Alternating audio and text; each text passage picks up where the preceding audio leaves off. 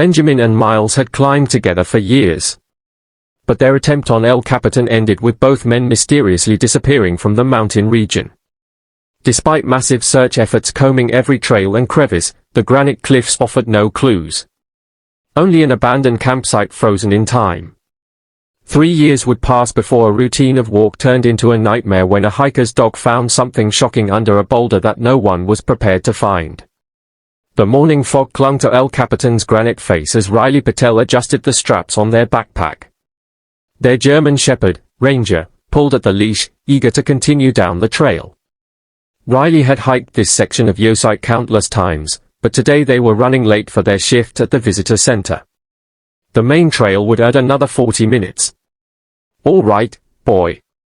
We're taking the shortcut." Riley unclipped RER's leash, knowing the dog would stay close. They veered off the marked path, heading toward a steep slope littered with boulders and loose scree.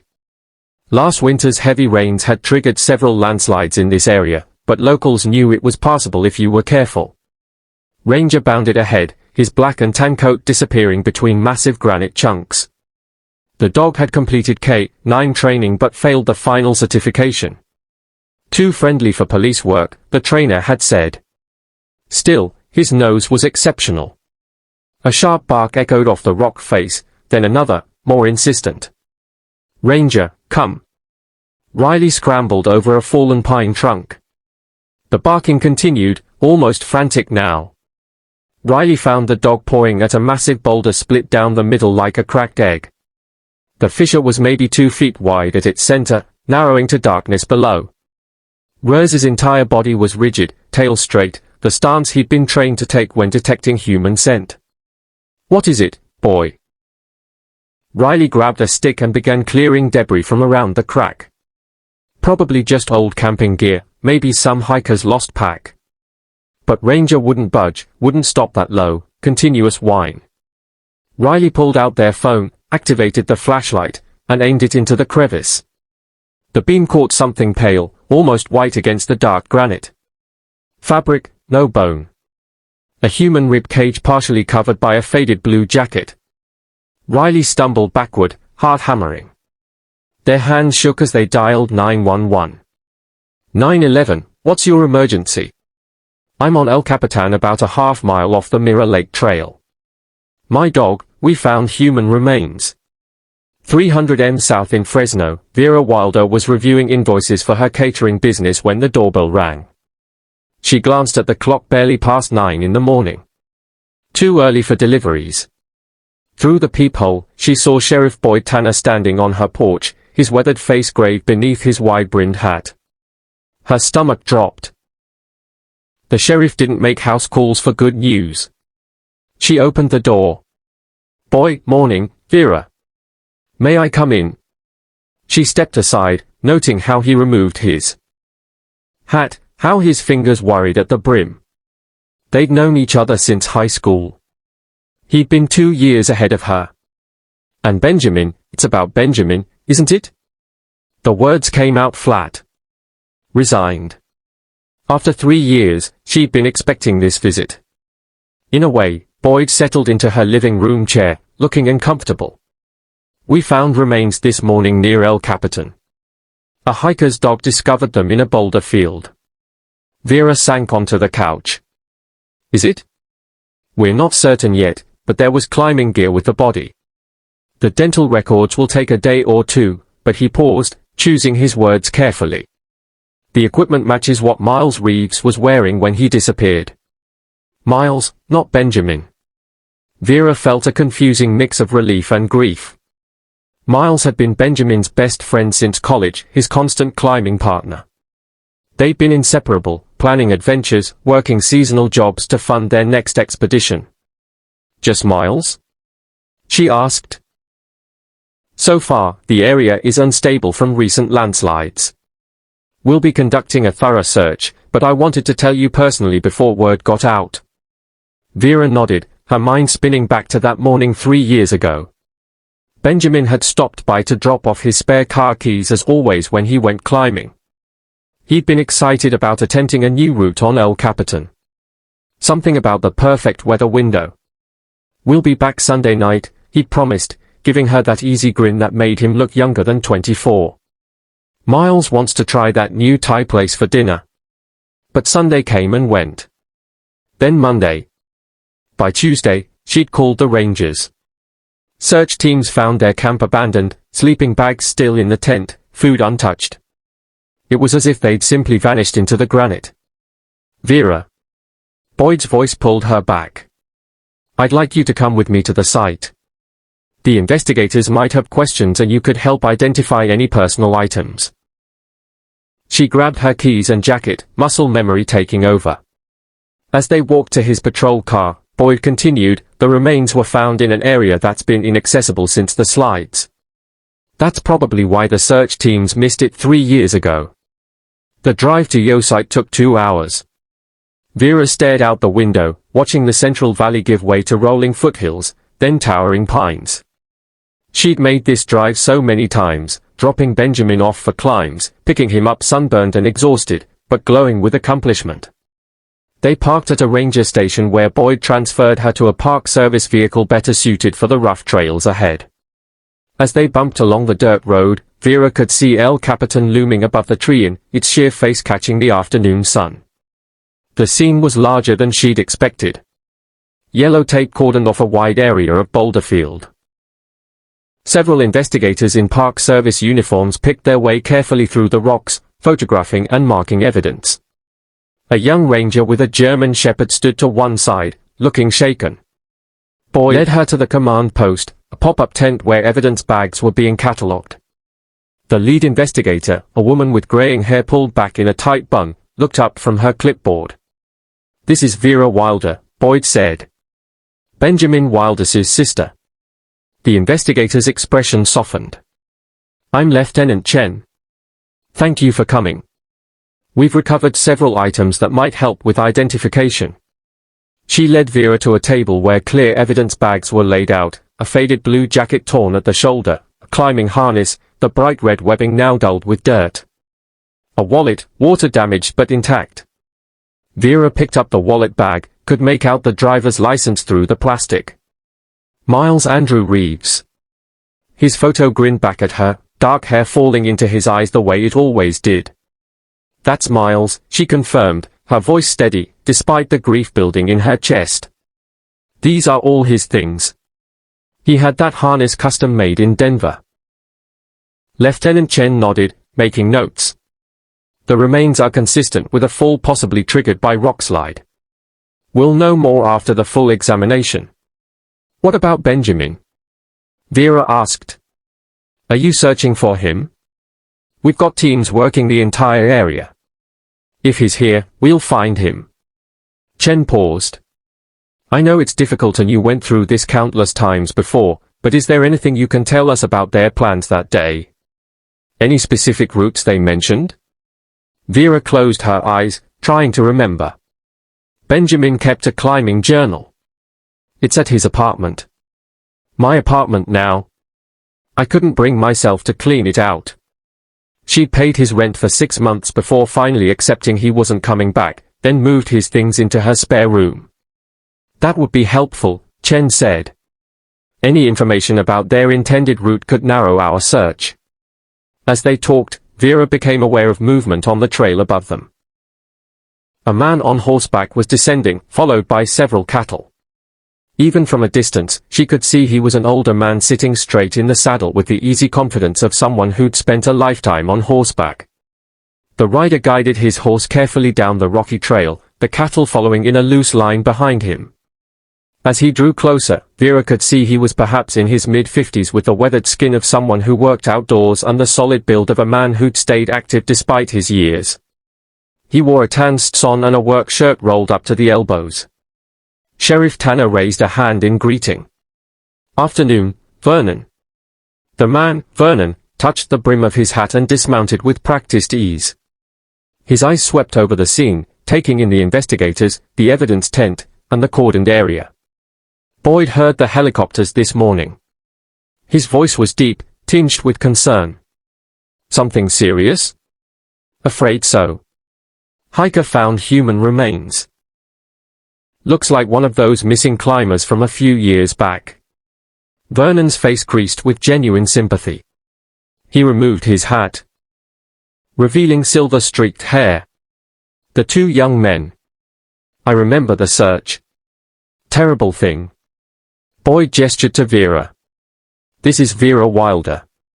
Her brother Benjamin was one of them. Vernon stepped forward, extending a calloused hand. Vernon Hartley, I own the ranch that borders this section of the park. I'm so sorry for what you're going through, Miss Wilder. His handshake was firm, his grey eyes direct. Up close, Vera could see the military bearing in his posture, the way he stood with his weight evenly distributed. Thank you, she managed. Vernon turned back to Boyd. This the same area we searched 3 years ago. Near enough, the landslides changed the terrain considerably. That winter was brutal, Vernon agreed. He looked at the investigators working among the boulders. My ranch hands move cattle through these trails regularly. Know every deer path and water source for miles. If you need extra eyes for the search, they are at your disposal. Lieutenant Chen had approached during the conversation. We appreciate that, Mr. Hartley. Local knowledge would be valuable. Vernon nodded. I've got 6 men working for me right now. All experienced in this terrain. They can cover ground your teams might miss. He paused, glancing at Vera. Your brother Benjamin, was it? He was the blonde young man.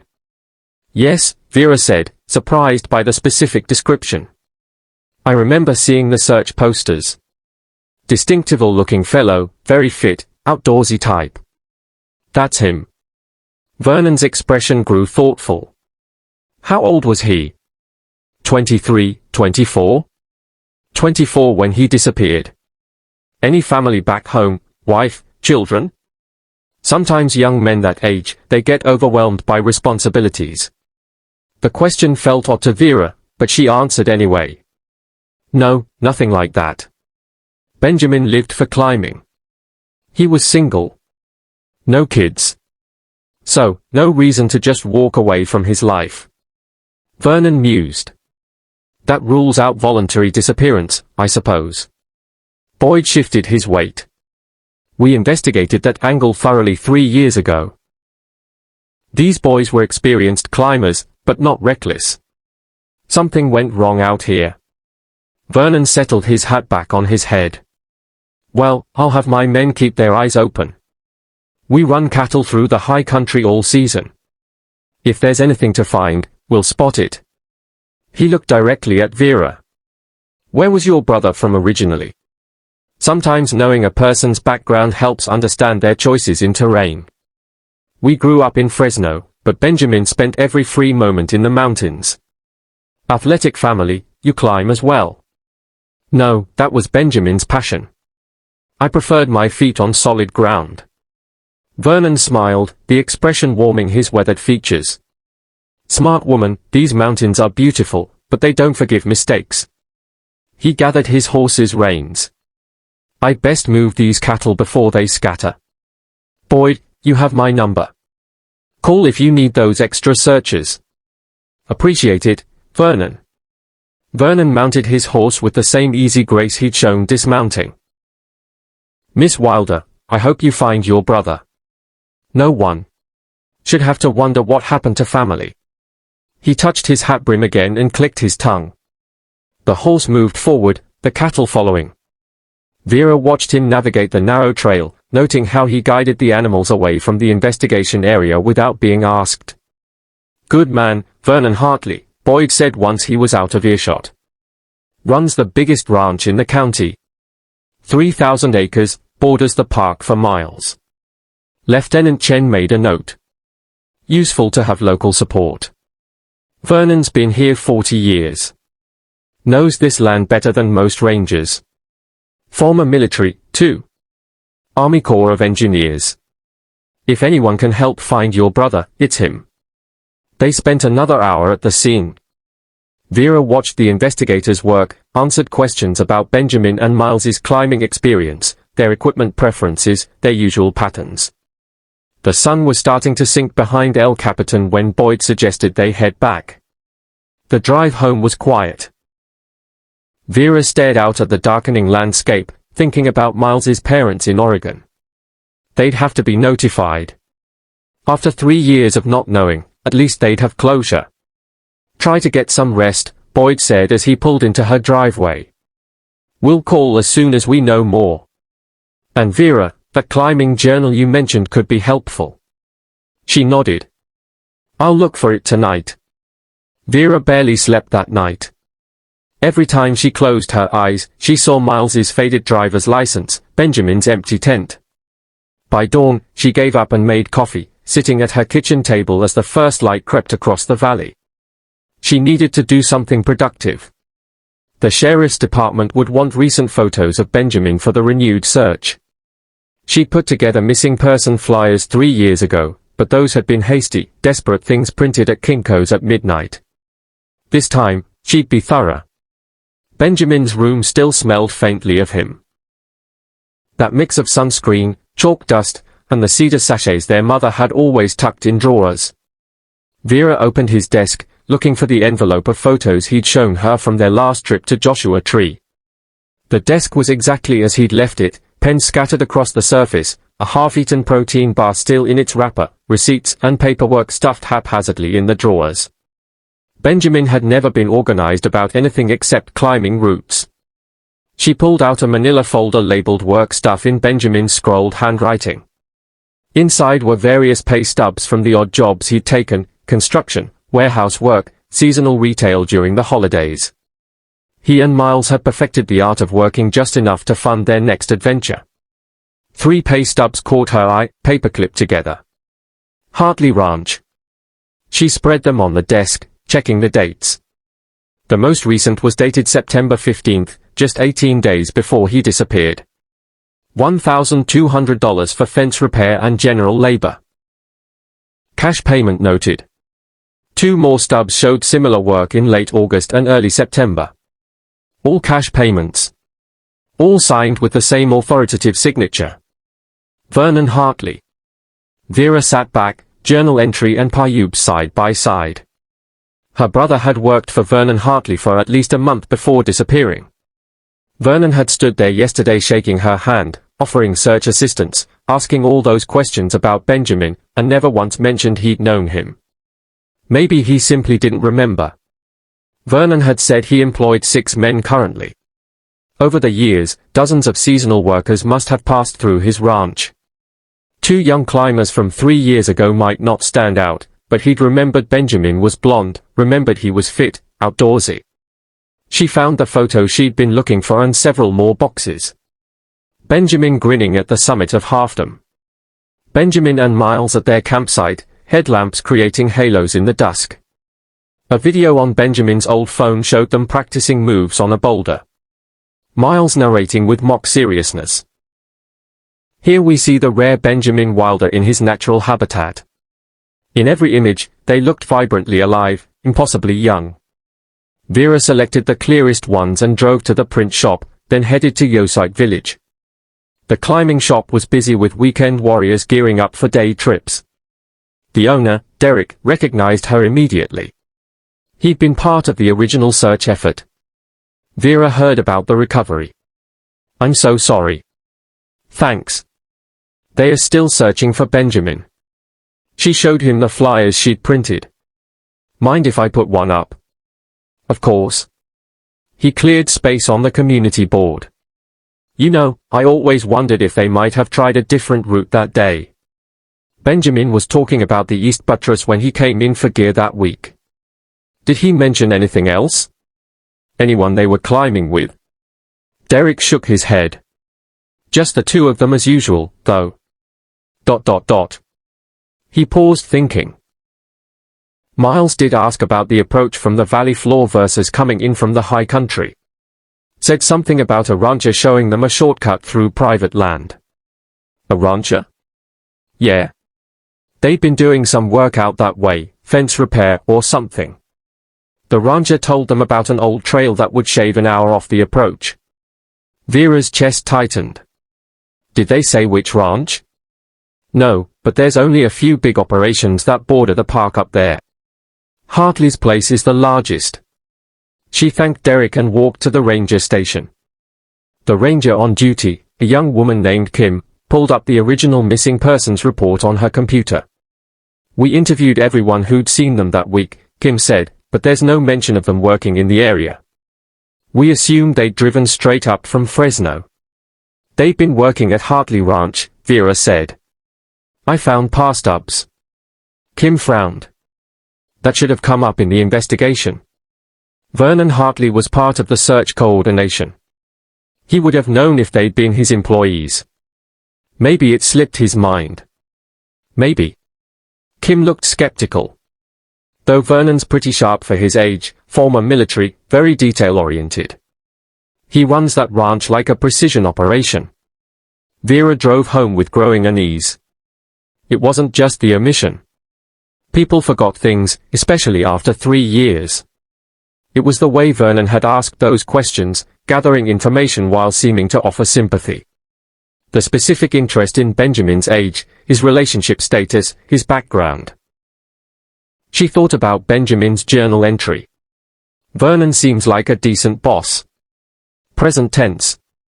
Her brother had formed an opinion about Vernon Hartley, had worked for him multiple times, had taken his advice about trails, and Vernon had stood there yesterday playing the helpful neighbor, acting as if he'd never seen Benjamin except on a missing poster. That night, Vera spread everything across her dining table. Pay stubs, journal, photos, her notes from the day. The facts were simple. Benjamin and Miles had worked for Vernon Hartley. Vernon hadn't mentioned this connection. He'd asked personal questions about Benjamin while claiming to only know him from search posters. It wasn't evidence of anything except a strange omission. But as Vera studied her brother's handwriting, she couldn't shake the feeling that Vernon Hartley knew more than he was saying. 3 days passed before Vera decided to visit Hartley Ranch. She'd spent those days helping coordinate the expanded search, watching teams comb the granite slopes where Miles had been found. No sign of Benjamin. Lieutenant Chen remained optimistic. The terrain was vast. The recent landslides had changed everything. It could take weeks to search properly. Maybe if she talked to Vernon directly, explained what she'd found, he might remember something helpful. Some detail about Benjamin's state of mind, conflicts with other workers, money troubles, anything that might explain what happened that October day. The drive to Hartley Ranch took her through 20 m of winding mountain roads. She'd looked up the property online, 3,000 acres of prime grazing land established in 1963. The photos showed pristine pastures, well-maintained outbuildings, and a classic ranch house with wraparound porches. Vernon had built something impressive out here. The entrance was marked by stone pillars and a metal arch bearing the ranch's brand. Vera followed the gravel drive through pastures where cattle grazed in the morning sun. The main house sat on a rise, commanding views of the valley below and the mountains beyond. She parked near the front steps and climbed to the wide porch. The house was silent, no vehicles besides hers visible. She rang the doorbell, hearing it echo inside. Waited, rang again. No answer. Vera walked around to the back of the house. A second porch overlooked a fenced garden and what looked like an old bunkhouse, probably original to the property. Still no sign of anyone. It was past 10 in the morning. Surely someone would be working. She returned to her car, considering her options. She'd driven all this way. It seemed foolish to leave without at least trying to find Vernon. He'd mentioned 6 ranch hands. Someone had to be around. Vera drove slowly down a dirt track that led deeper into the property. She passed equipment sheds, a large barn, what looked like a modernized stable complex. Everything was notably well-maintained, painted, organized. Vernon clearly took pride in his operation. A narrower track branched off toward a cluster of older buildings. She followed it, figuring the hands might be working in a more remote section. The road curved through a stand of pines and opened into a clearing. That's when she saw Vernon's truck, a dark blue Ford F-350 she recognized from the investigation site. It was parked beside a low concrete structure built into a hillside. The building looked old, maybe from the 1950s or 60s, with thick walls and a heavy metal door. Some kind of storage facility, though more substantial than a typical root cellar. Fresh tire tracks marked the dirt around the truck. Someone had been here recently, probably this morning, based on the crisp edges of the tread marks. Vera parked a respectful distance away, and got out.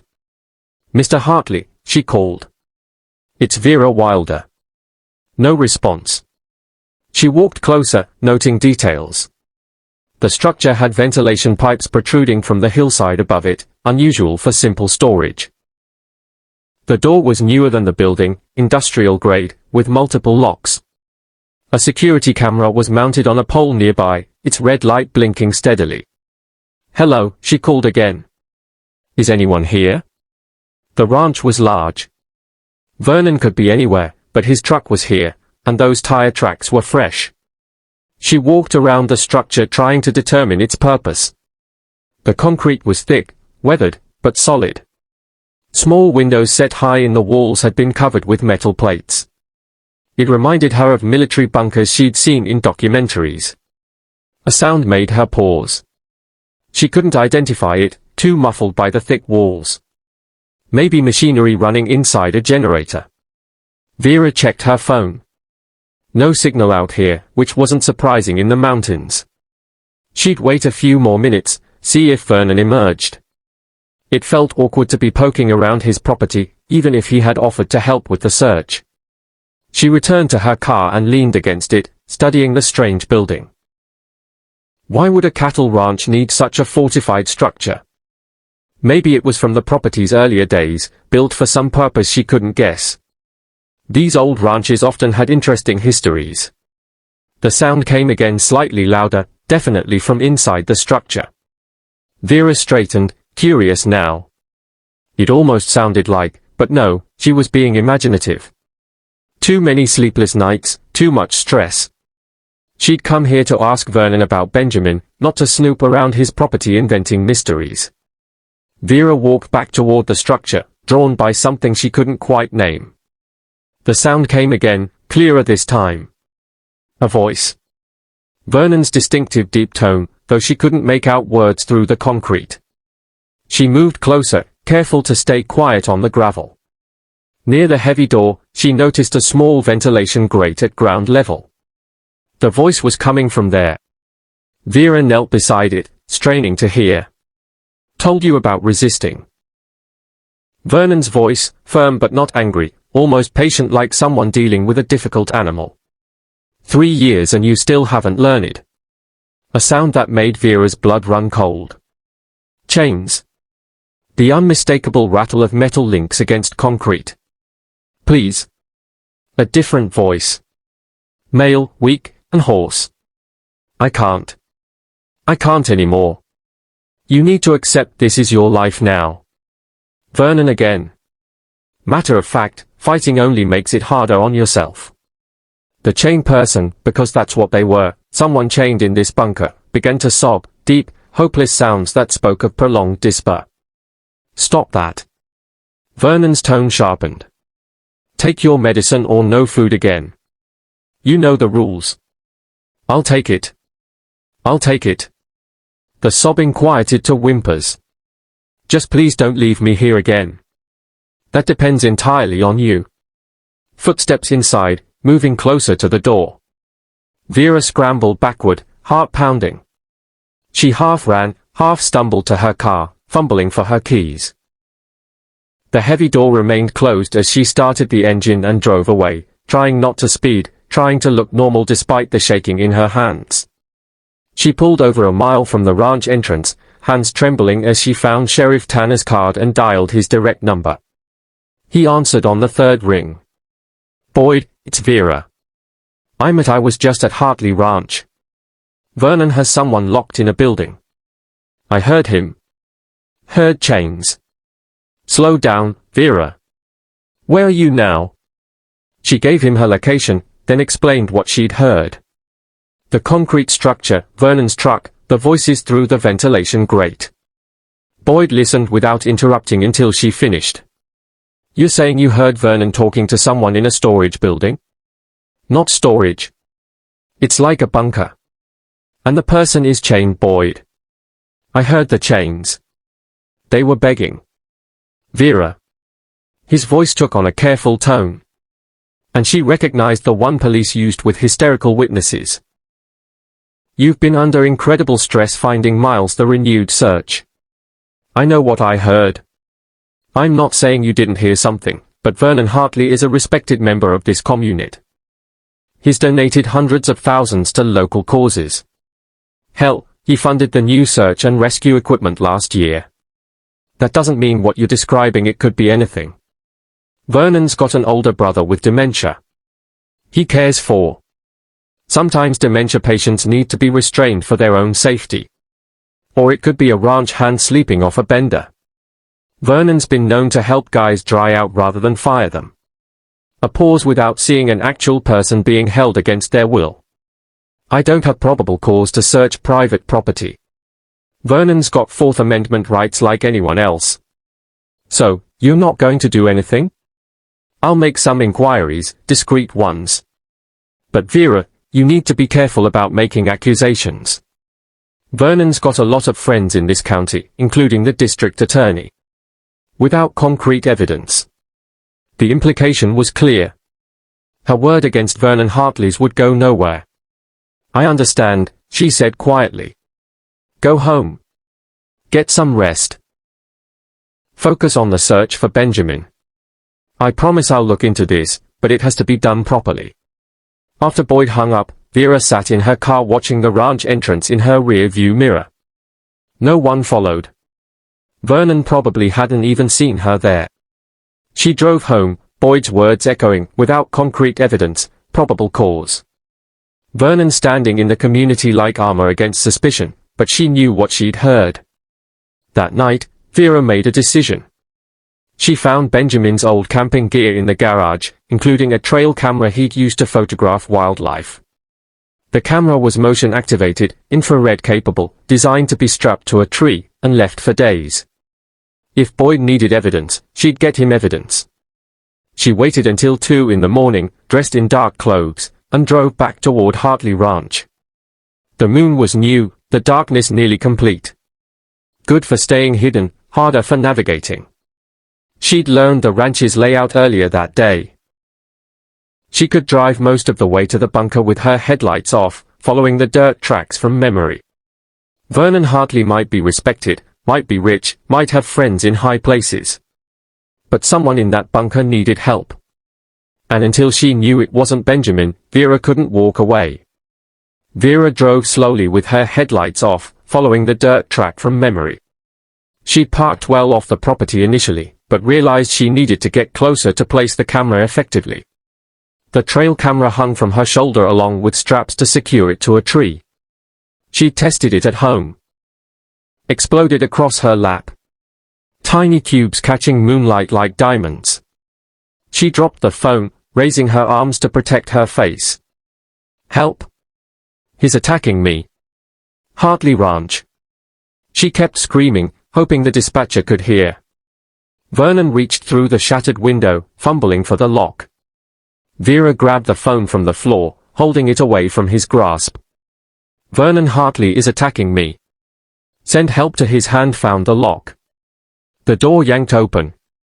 He grabbed her hair, dragging her from the car. The phone flew from her hand, landing somewhere in the darkness, but she could hear the dispatcher's tiny voice.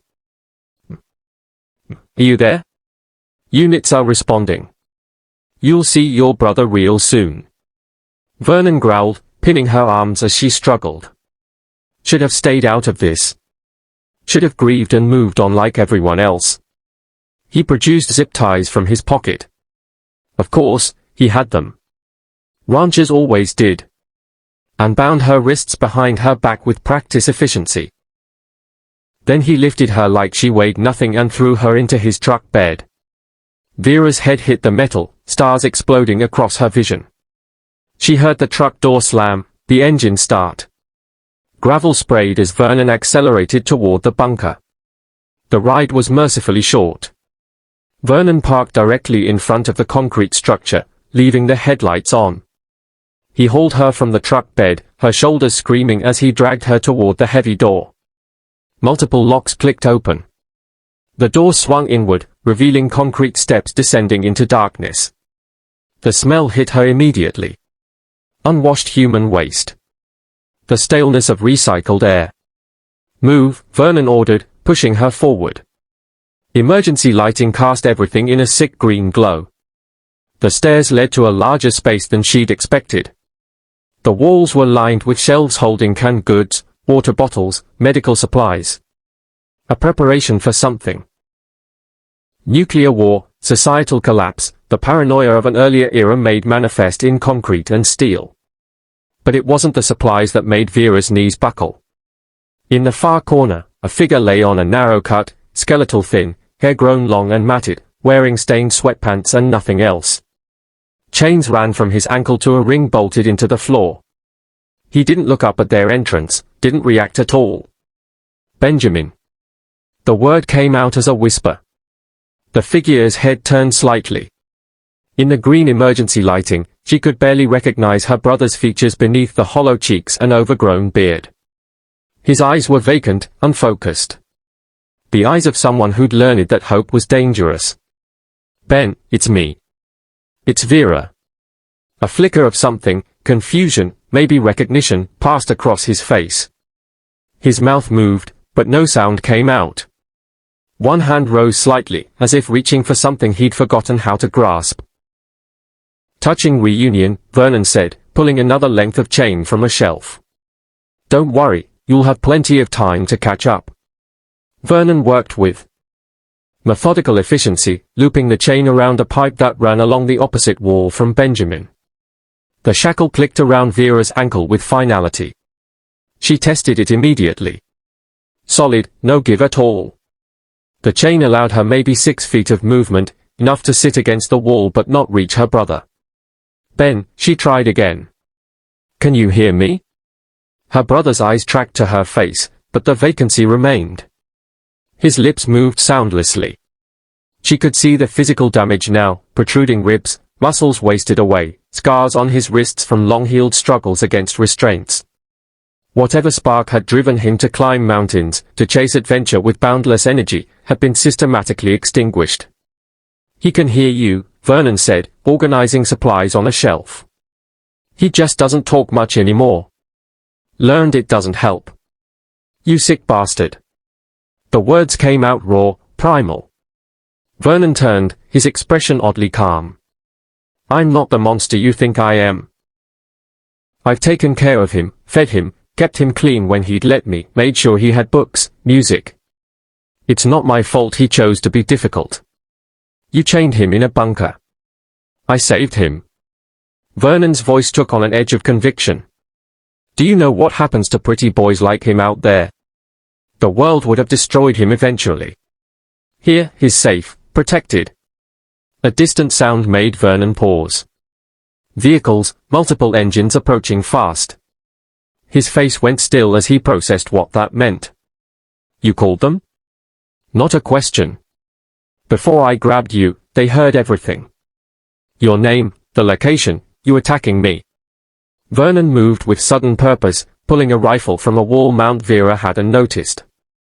An AR-15 military style, the kind ranchers used for predator control. He checked the magazine with practiced movements. "Then we don't have much time. Vernon, think about this. It's over. Let us go. Cooperate. Maybe. Maybe what? Maybe I'll only get 20 years instead of life. Maybe they'll put me in protective custody so the other inmates don't tear apart the rich old queer who likes young men." He laughed bitterly. "I've lived my whole life hiding. I'm not spending what's left of it in a cage." The sound of vehicles was louder now surrounding the bunker. Vernon positioned himself between the siblings, rifle ready, but not yet aimed. Through the ventilation system, Vera could hear muffled voices. Radio chatter. How many were out there? "This is the sheriff's department." Boyd's voice boomed through a megaphone. "Vernon Hartley, we know you're in there. We know you have Vera and Benjamin Wilder. Come out with your hands visible." Vernon didn't respond. He stood perfectly still, calculating. Vera could see him working through options, exits, possibilities. The mind that had built a successful ranch, that had hidden his nature for decades, that had planned Benjamin's captivity down to the last detail. They'll use gas, Vernon said finally. Or breach charges. Either way, it'll be violent, dangerous. One moment of poor judgment and that boy made it into something criminal. I had no choice. You killed him quick and clean, more than he deserved for trying to destroy my life. But Benjamin, his gaze softened slightly, looking at the skeletal figure on the cot. I couldn't hurt him. Even when he fought, when he tried to escape, when he went on hunger strikes, I loved him. That's not love. What would you know about it? Vernon's voice cracked. 40 years of hiding. 40 years of watching men I could never touch, never acknowledge, building this empire while dying inside. Then he showed up, beautiful, free, everything I could never be. Movement above, footsteps on the concrete roof. Vernon's rifle snapped upward. They are at the vents, he said. Military formation, your sheriff called in SWAT. A bitter smile. At least they're taking me seriously. Vernon, please look at him. Vera gestured to Benjamin. Look what you've done. This isn't love. It's possession. Destruction. I kept him alive, fed him, bathed him, held him when the nightmares came. That's more than the lights went out. Emergency lighting kicked in a second later, but in that moment of darkness, Vera heard the distinctive pop of breaching charges. Not at the door. Above the ventilation shaft. No? Vernon swung the rifle upward. The flashbang grenade dropped through the vent like a falling star. Vera had 1 second to squeeze her eyes shut and cover her ears before the world exploded in white light and devastating sound. Even prepared, the concussion hit her like a physical blow. Vernon fired blindly upward, the rifle's report adding to the chaos. Brass casings rang against concrete. Then bodies were pouring through the breach. Black tactical gear, weapons raised, moving with trained precision. Drop the weapon. Drop it now. Vernon swung the rifle toward them. Multiple officers fired simultaneously. Not bullets, Vera realized, but tasers. Vernon convulsed and collapsed, the rifle clattering across the floor. Clear. We have 3 civilians, 2 in restraints. Medics rushed in behind the tactical team. Someone was cutting her chain with bolt cutters speaking to her, but Vera couldn't focus on anything except the medics surrounding Benjamin. They moved with urgent efficiency, checking vitals, starting fours, preparing him for transport. Vera. A gentle hand on her shoulder. Lieutenant Chen, you're safe now. Are you injured? I'm fine, Benjamin. My brother. They're taking good care of him. We need to get you checked out, too. He's been here 3 years, Vera said numbly. 3 years in chains. I know. We're going to get you both help. They led her up the concrete steps into a chaos of flashing lights, police vehicles, ambulances, even a medical helicopter waiting in the cleared area. Vernon was already in custody, officers loading him into a patrol car. Benjamin tried to run, but Vernon caught him, knocked him unconscious. Chen's voice remained professionally neutral, but Vera could see the disgust in her eyes. He kept Benjamin sedated for 3 days while he dealt with Miles's body. The rock slide, Vera said. Boyd nodded. Vernon spent 20 years in the Army Corps of Engineers, specialized in demolition. He knew exactly where to place charges to trigger a slide that would look natural. Buried Miles's body in a crevice first, then used leftover military explosives he'd kept illegally. The slide was so precise, it took search teams 3 years and another natural landslide to expose that boulder. But why keep Benjamin? Why not? Vera couldn't finish the sentence. Vernon called it love, Chen said carefully. Classic delusional possessive behavior. He'd been fantasizing about Benjamin since hiring him. In his mind, killing him would be wasteful. He believed Benjamin would eventually accept the situation. 3 years, Vera whispered. The bomb shelter was built in 1962 by the previous ranch owner. Vernon modernized it over the years. Ventilation, plumbing, stockpile supplies. He'd been planning for something like this, consciously or not. Dr. and Guan interjected. This level of preparation suggests long-standing paraphilic disorders. This wasn't his first victim. Chen nodded grimly. Vernon admitted to 7 other sexual assaults over 15 years. All young men, early 20s, transients, or seasonal workers with no local connections. He'd drug them, assault them, then pay them to leave town. Most were too ashamed or afraid to report it. But he kept Benjamin. Benjamin was different, he said. Special. The others were just opportunities. Benjamin was the one he'd been waiting for. Chen closed her notebook. Since the story broke, 3 men have already come forward. We expect more. Vera looked at her brother, trying to reconcile the vibrant climber with this hollow shell. What happens to Vernon now? Murder 1 for Miles. Kidnapping, false imprisonment, sexual assault, attempted murder of a police officer. He fired at SWAT, plus whatever charges come from the other victims. He'll never see freedom again. Boyd shifted uncomfortably. Vera, I owe you an apology. When you called about hearing someone in that bunker, I should have listened. I let Vernon's reputation cloud my judgment. You couldn't have known? Maybe not, but I should have investigated. If you hadn't gone back with that camera. She saved his life, Dr. Naguan said quietly. Another year, maybe less, and Benjamin's body would have shut down completely. The human mind can only endure so much. They talked a few more minutes about legal proceedings, victim services, the media attention that would inevitably come. Then Boyd and Chen left, promising to keep Vera updated. Dr. Nguyen lingered.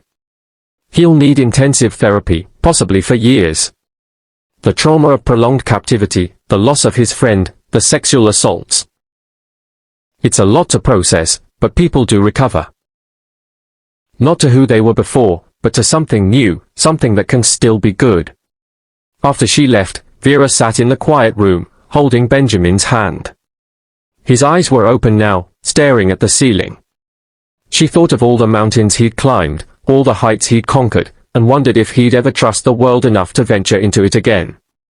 Miles, the word was so quiet, she almost missed it. Benjamin's first word in 3 years. He ... Vera's throat closed. How did you tell someone their best friend died trying to save them? He's gone, Ben. I'm so sorry. Benjamin's eyes closed, a single tear tracking down his cheek, but his hand tightened around hers, holding on. It was a start.